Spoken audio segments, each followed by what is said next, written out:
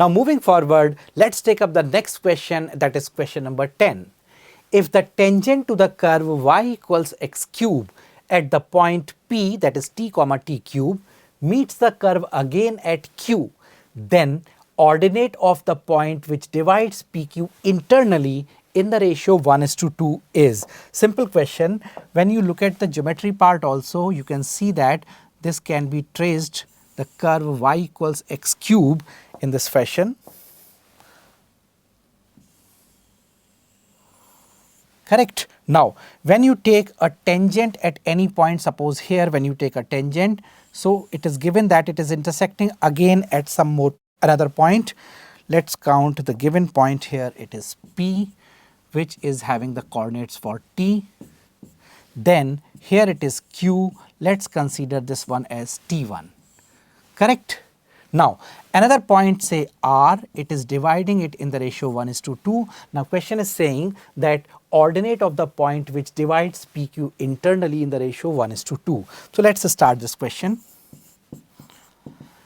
We can write the equation of tangent at point P, and for that we need the derivative so that we can say the slope of the tangent.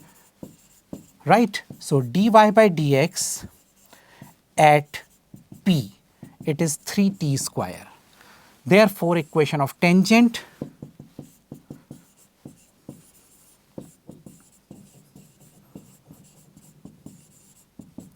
at point P, it is y minus y1, that means t cube, is equal to 3t square x minus x1, that is t.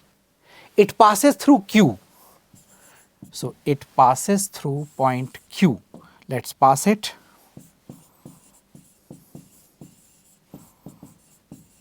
Q I have taken in terms of T1, that means T1 comma T1 cube. So, when you put this term here, so what you will be getting, let's check out. This gives me T1 cube minus T cube is equal to 3t square T1 minus T. Now, considering that T1 and T obviously are different one, I can cancel one factor. I will be left with T1 square plus T square plus TT1 is equal to 3t square. Correct? Take this 3t square on left hand side and further factorize, you find factors like this. Again, T1 is not equal to T, so T1 is equal to minus 2T. So, what is the point Q here? We can write now both P and Q simultaneously. P is T comma T cube, while Q is minus 2T comma minus 8T cube. Now, ordinate of R,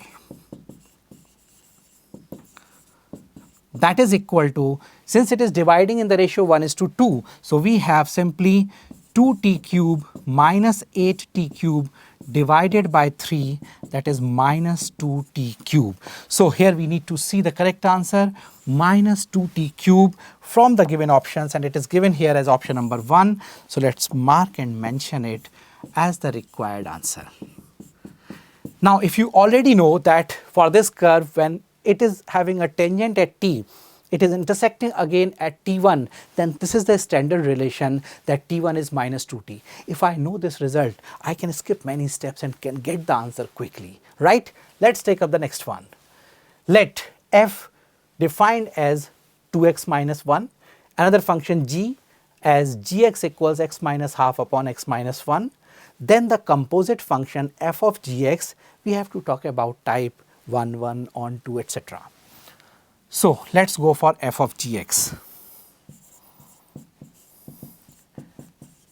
F of gx is equal to 2 times x minus half upon x minus 1 minus 1. Correct? This is equal to 2x minus 1 minus x plus 1 divided by x minus 1. So, yes, composite function obtained is x upon x minus 1. Clearly, this function is 1, 1. You can verify either by taking derivative, you will see that it is strictly showing one behavior only, or you can say, let's say this is hx, right? So, hx1 is equal to hx2 is giving you x1 upon x1 minus 1 is equal to x2 upon x2 minus 1. That means just cross multiply to see x1 equals x2 is the only result. That means the function is clearly 1, 1. Now, what will be the codomain of the composite function f of g? When you look at the given term, it is r to r, this is r minus 1 to r. So, codomain is r.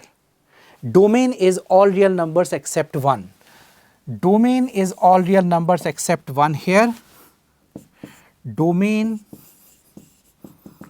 of f of g is r minus 1 and codomain is r. Now, what would be the range? Simple one. When you say y up is equal to x upon x minus 1, just cross multiply to see that x is equal to, we are getting, taking it on this side, y upon y minus 1. So, range is all real numbers except 1. Clearly, it is not on 2. So, this function is not on 2. When you look at the given options, neither 1, 1 nor on 2 but not 1, 1, both 1, 1 and on 2. Fourth option is talking about 1, 1 but not on 2 as the requirement. So, I am sure this question is clear. So, the correct answer is option number 4. Let's take up the next question now. Limit x approaching to 0, 0 to x square integral sine root t dt upon x cube. Simple one, apply L'Hopital. This gives you limit x approaching to 0 sine x into 2x divided by 3x square. Just put the upper limit and take the derivative of upper limit minus put the lower limit and derivative of lower limit divided by derivative of denominator. One x is cancelled, apply limit to get the answer as 2 by 3, which is given here as option number 3. So, I am sure the simple question from limit is pretty clear. Let's take up the next one. An ordinary dice is rolled for a certain number of times. Ordinary, that means normal, fair.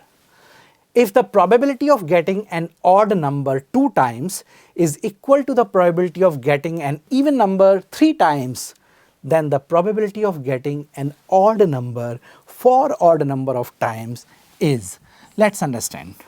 Suppose the question is saying that there are n trials total, correct? Out of n trials, I am saying nc2 into half to the power 2 into half to the power n minus 2. This is the probability of getting exactly 2 success.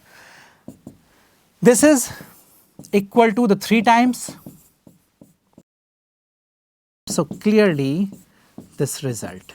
Now, half to the power everything will be cancelled. What we observe, nc2 is equal to nc3, giving you the value of n is simply 5. Now, the question is saying probability of getting an odd number for odd number of times. That means out of 5 just once, thrice or 5 times. So, it is 5c1 into half to the power 5, 5c3 half to the power 5 plus 5c5 half to the power 5. Now, if you know the direct result, that is when you expand nc1 plus nc3 plus nc5 and so on, this is equal to 2 raised to the power n minus 1. So, this is half to the power 5 multiplied with 2 raised to the power 4, that's simply equal to half. Now, from the given options we can clearly see correct answer is given here as option number 2, which is half. So, let us mark and mention it as the required answer. So, I am sure this question is clear. All right, let us take up the next question now.